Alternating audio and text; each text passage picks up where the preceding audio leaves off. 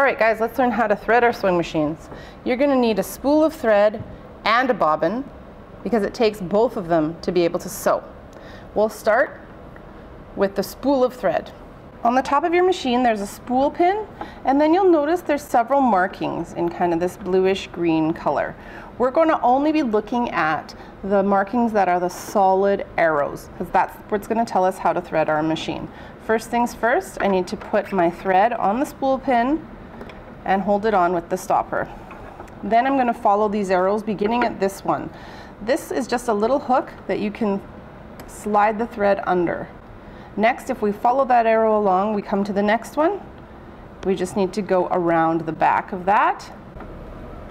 We follow that one to this one here on the front, all the way down, a U-turn here, back up, making sure we can see our thread take-up lever by turning the hand wheel. We go around it and back down.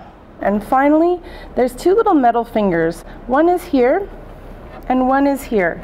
We need to go behind each of those and then through the eye of the needle and out the back.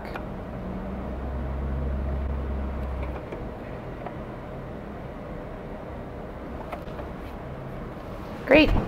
All right, and now the bobbin. The main thing we need to be careful of with the bobbin is that it goes in looking like a letter P. That is that the thread is coming down on the left side. P for perfect, Q for quit.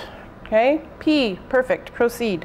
We're going to open the bobbin cover by pushing this black switch to the right, and then drop the bobbin in, making sure again that it looks like a letter P when it goes in. On the bobbin case there are a few more arrows. A white arrow pointing up and to the left, and then a U-turn arrow at the top to come back down. We're going to follow those arrows, but here's what I like to do.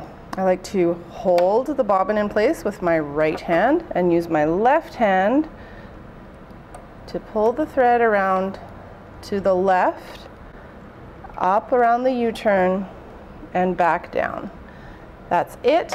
When I'm done that, I can put the cover back on and my machine is fully threaded.